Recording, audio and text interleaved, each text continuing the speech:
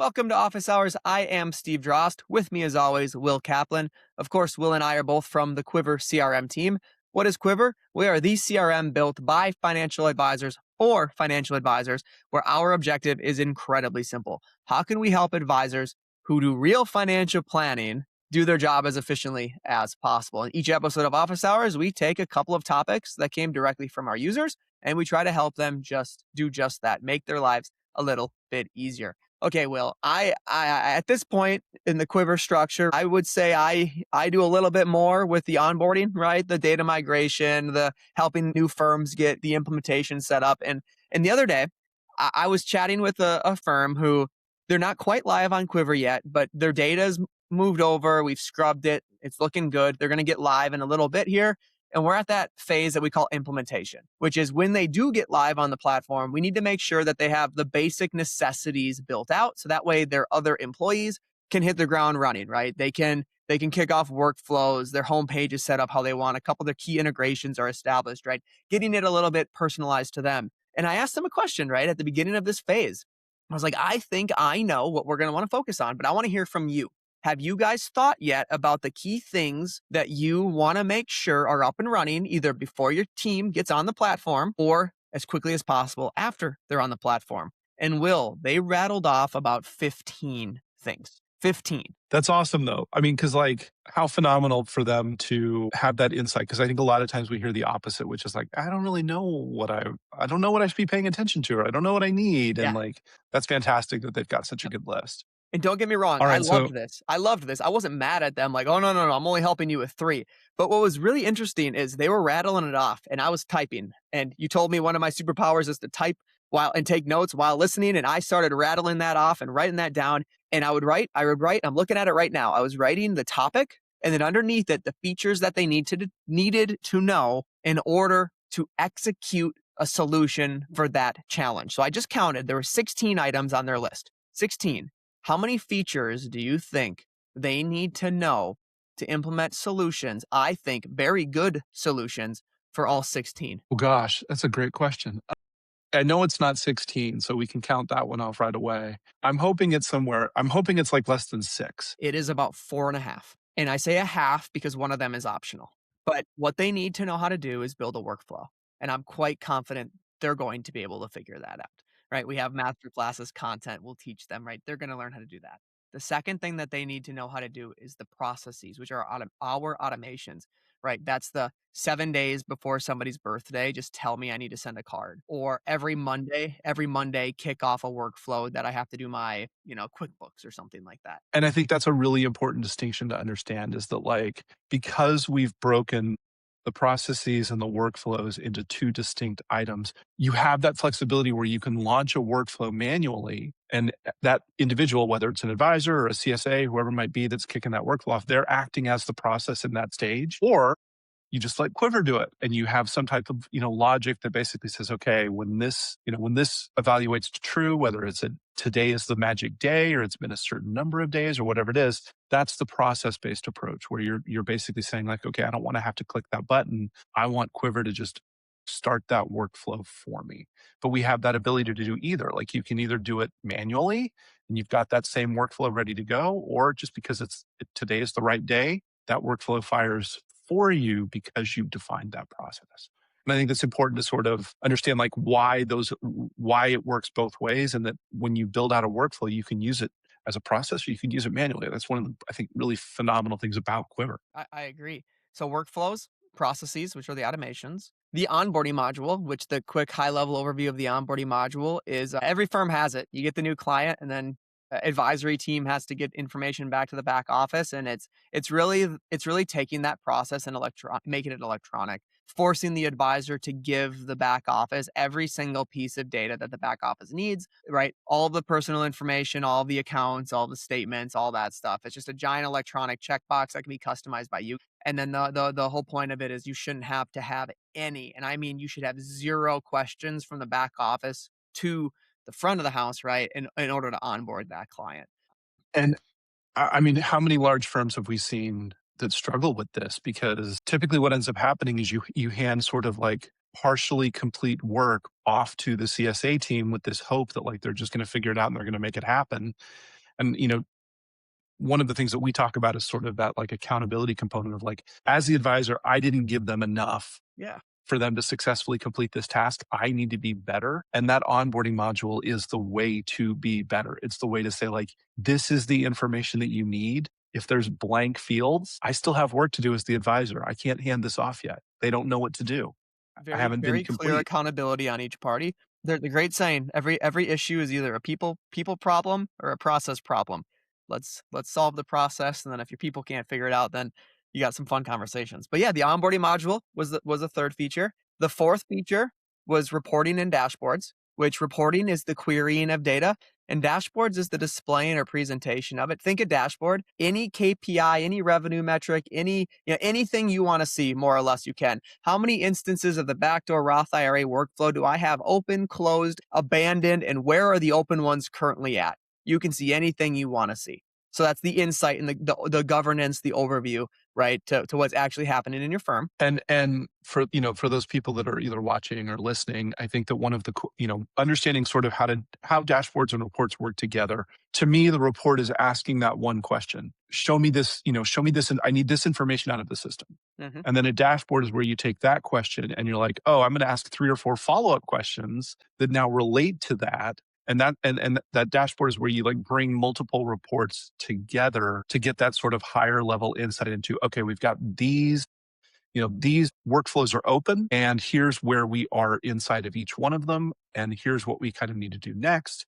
Like it gives you that second level of sort of, I'm going to ask that first question and then I'm going to ask a bunch of follow-up questions. And those follow-up questions are kind of where like the dashboard comes into play.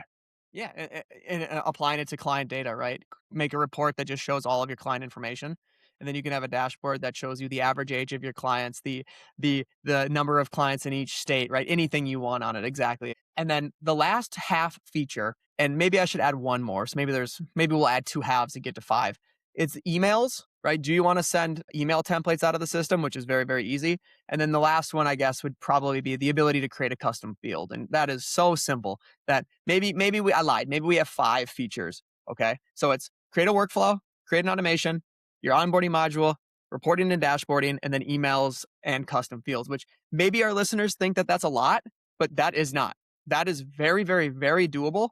And I would say our average user, if they dedicate the time to it, they have all of these mastered. And how long, Will? What would you say the time is? I'll say mine after you. I think to really be like fair and give people like it's a multi-step process. And the reason I say that is because you have to learn how to do it the first time when you do it, and then you have to kind of do it again the second time to remember what you did the first time, right? And get it all right again. And so I would say probably like a couple weeks I is, was going to say a month. you're going to be able to yeah, you're going to be able to cover all that and then you're going to have to hit it a second time just to make sure that it kind of sticks. So yeah, probably like doing it again a month is probably very fair. What I love about this though is like you and I were practicing. You're still practicing. We were struggling with exactly the same stuff. And it's where we both got interested in Salesforce and why Quivr exists in the first place. It's we all sort of struggle with the same issues. They're all pretty closely related. I mean, these things all sort of play off one another. And I love like this idea, for me, this has always been kind of near and dear to like my journey and how I learned Salesforce, but like this idea that you take a tool that you've figured out how it works and then you just keep applying that same tool in slightly different ways to all of these other use cases. And this is a great example of that. Like once you learn how to add a custom field to an object, you can add it to any object. So you want to flesh out your investment policy statement.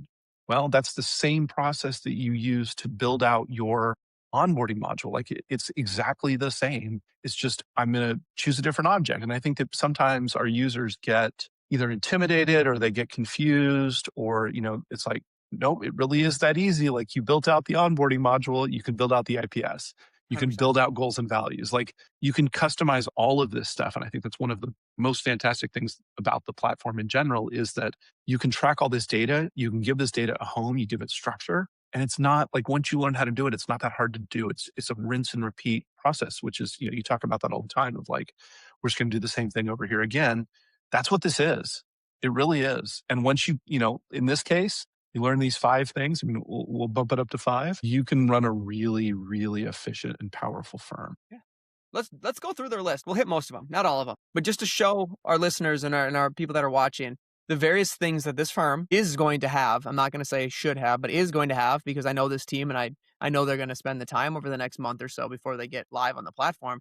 They're going to have all of this running when they get live. One of their issues was communicating with client CPAs during tax time to stay top of mind for referrals. Get your COIs in the system. We have a field called relation or COI category. Mark them as COIs. You already have a process for doing this, so just document it in a workflow. When this task is launched, it is so that you send an email to the CPA so that they know you are top of mind, blah, blah, blah, blah, blah, and you have an email.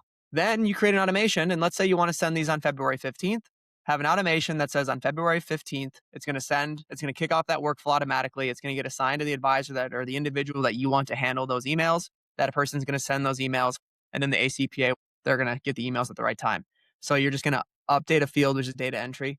You're going to create a workflow, and you're going to create an automation through a process. Easy enough? Yeah, and man, so much other stuff comes to mind around that same process that you could add into it. And I don't want to Right. go down that rabbit hole because like we need to keep this relatively But you're short. But right. like there's Reporting so and dashboards to show me what CPAs are actually sending me clients. And now those people I want to send a big old thing of crumble cookies to, and I want to send them, I'm going to spend $300 to make their office absolutely love me. And that person who never sends us anything, we're going to stop doing that because it's been 3 years in a row and I'm annoying them. well, and like one of the easiest ways that I found to really endear myself to CPAs was to just be proactive with the clients that we shared and say, hey, here's a list of the things that you'll probably get from us. Mm-hmm. Here's a couple 1099s, here's a couple of like other documents, like maybe there's some K1s involved or whatever it might be, but like, here's what you should be looking out for. I'm going to sort of pave the road for you a little bit with this particular client relationship.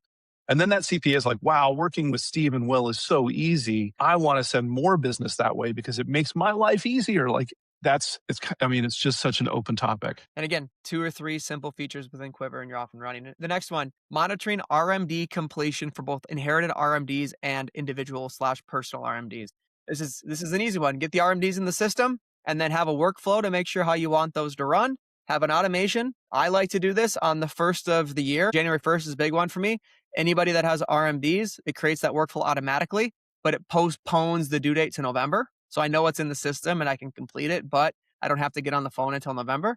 And then my favorite thing so at this point in time, we have active workflows in the system for every client with an RMD. And then the last part is the monitoring of it. Create a dashboard. Have a dashboard that shows you all open, all completed RMDs. And then for the open ones, show me exactly where they are. And hey, tell me the advisor who it is. So that way I can, if Johnny hasn't taken care of any RMDs and it's November 1st, I know Johnny's got to take a day and make a bunch of phone calls or send some emails. And I think that, again, like going back to some of where Quivr's real strong points are, Quivr understands what an RMD is. We have an object related just to that. And so the idea that there's structured data and you can track like how much is the RMD? How do I calculate the RMD? What was the value of it? What was, looking at year over year, this is how much it was last year. We withheld it this amount. Like we have so much data in the system around this particular thing that the reporting really starts to be like phenomenal. And I don't have to worry about like digging stuff up for an inherited. Like I was, had a conversation with a different client just the other day. They were working on RMDs. And I said, once you attach that original account owner to that inherited IRA, it pulls forward their date of birth and their date of death every single year. Like you don't have to go hunt for that stuff anymore. I used to do that all the time. And so like that structured data that we have around this process is really powerful once you start down the reporting track. So Sure. I think they're going to love that. One thing this firm has is they have a bunch of checklists, which I'm not saying is a bad thing. Checklists typically mean organization. They have a really, really big checklist for deceased clients, but not everybody looks at it. So when a client passes away, so what's the option to this? Make a workflow. Now, you're probably not going to make an automation for a deceased client because that, you're kind of playing God there and you're projecting when someone's going to pass away. But at the same time, though, when a client passes away, launch a workflow and it has the, 50 things that you need to do for that person. So one feature is only needed for that one, just a workflow. Oh, here's another one. They have a handful of clients that they bill hourly for, and their invoicing process is a pain. I'm figuring out who they need to bill for and then all of that fun stuff. For this one, I would say you just need to edit an existing field, mark, have a tag or use an existing field like billing invoice, billing structure, something like that, and mark them as hourly, right? Just create the list of people that are hourly billing. Then I asked them how often they bill, and they said monthly in arrears. I'm like, perfect. Then on the first of every month, just kick off a task. I would do it at the firm record. So you just get one, have it get assigned to your compliance officer or whomever handles billing.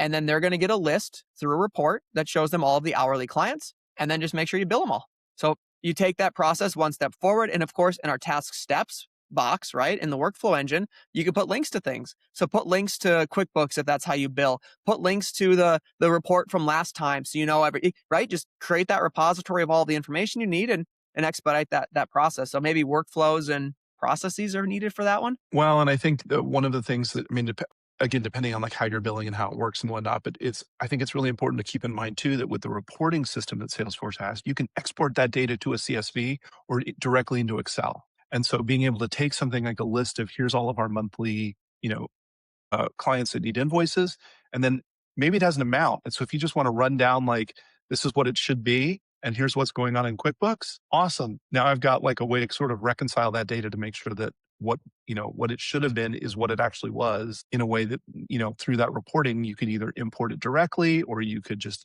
have a list that you can go and run down and check off. Like I see a lot of opportunity there too to really make people's jobs easier. I love it. Client gifting was one for them. Their monthly gifting report process isn't easy. They're like, it's just not fun. Showed them the gift log and how we have a spot for you to track every single gift. And then how that turns into a report that you build once and it just shows you every gift for the month. So that expedited that. And then they had a follow up question on this one that I thought was pretty neat.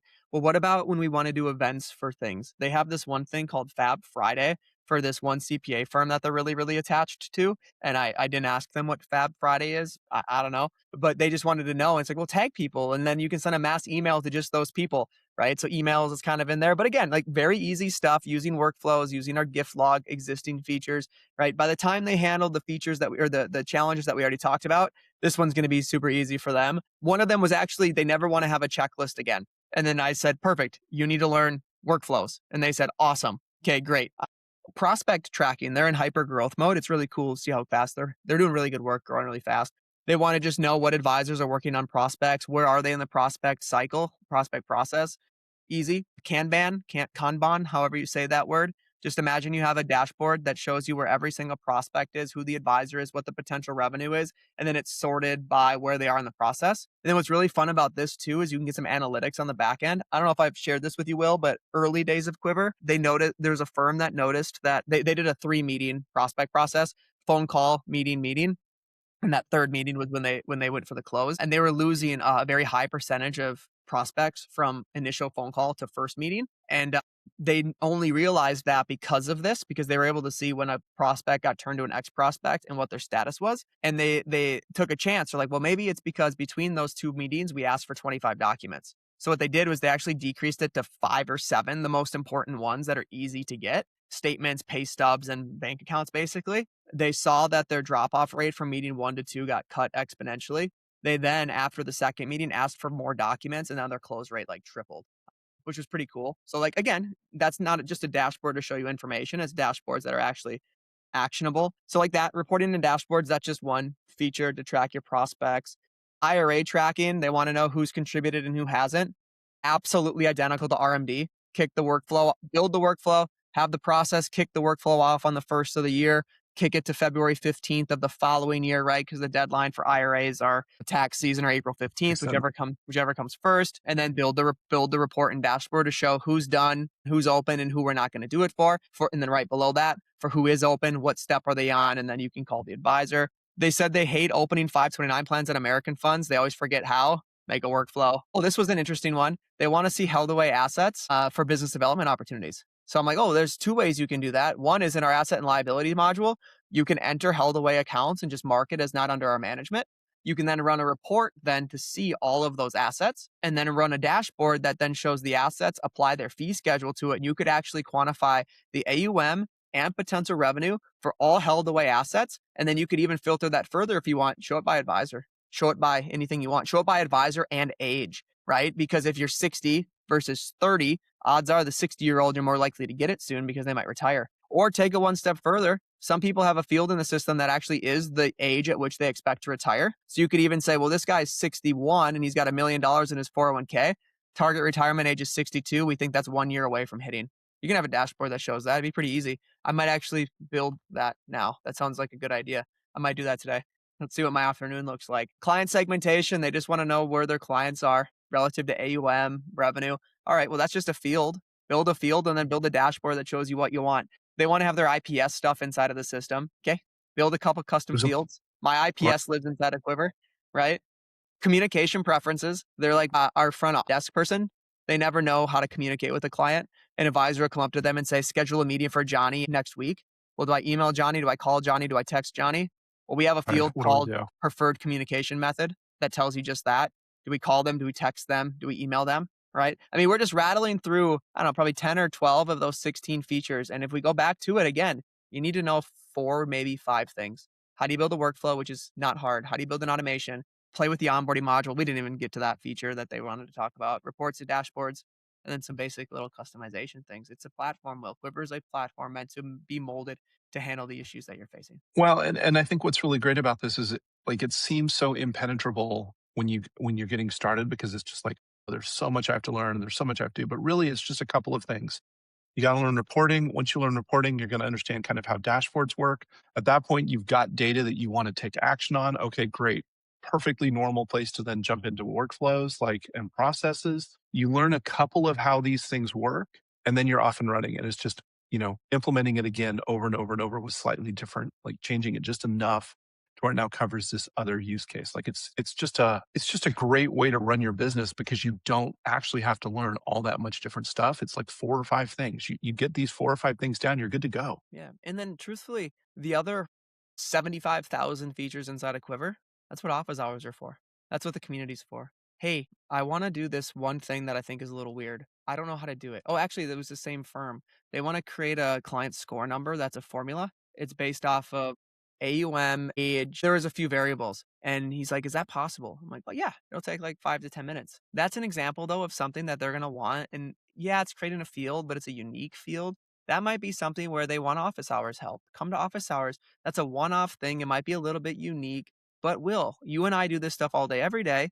That's something we could help them build. And I'm not joking. That's 10 minutes. If they have the formula written out and they know what data they want, that's not hard. And Steve, I think what's also really cool about that is that because we talk to so many advisors and we sit at the hub of how so many of these businesses run, when a client comes and says, or when a user comes and says, hey, I'm thinking about creating this, client score, chances are we've heard that before. And so we can also say, like, oh, well, this other firm did it this way. Have you thought about this? And they might say, yeah, and we don't like that. Awesome. It's funny. Fantastic. Or they'll say, "Well, that's a really good idea. I'm going to steal that." And that's even better because like then they're getting something that, they're sourcing something that we're seeing because other people have had this great idea and asked us how do I do this? How does It's it fun. work? It's funny you say that because after he rattled off the metrics, I kind of half jokingly said, "Oh, that's interesting. You don't have a pain in the butt factor in your equation." And he goes, "No, we do. I just didn't know if I wanted to tell you that we did. If that's good or not." I'm like, "Oh my gosh! If the client calls and you don't want to answer, you it's got to be a factor. It's probably the heaviest weighted one. But no, you're right. Like we've seen this stuff, we've done this stuff, and we love this stuff, right? Like there's a reason we started Quivr. I mean, it's fun. We have that thirst for knowledge when it comes to operations, and I'm not my ego's not too small or too big either. Where I learned so much from our users, and it's office hours are fun conversations for that. But we ran real long today. This might be our longest Yeah, office hours ever, but I'm okay with that. I'm okay. The first it's seven a good minutes, I one. think, were theoretical or hypothetical, and then we just got long winded and went on a rant about the 12 things that this firm is going to implement. So we should probably wrap this up. So we'll call it for the day. Good stuff as always. If you are a Quivr user, I really and you're still listening, I really, really hope that your takeaway today is that you have to learn 5, 6, 7 key functions. And if you put that time in to learn those functions, you are going to dominate operations within your firm. Dominate. If you're not a Quivr user, that's okay. Nobody's perfect. Everybody makes mistakes. But just know that we have done this enough and we've done this long enough that we do know what it takes to be successful on this platform. We know what features you need to learn and why you need to learn them. Because again, we have been in your shoes. We used these features and I still do to run our firm. But it's not too late. Schedule a demo. Come hang out with me. Come hang out with Will and see what Quivr can do for you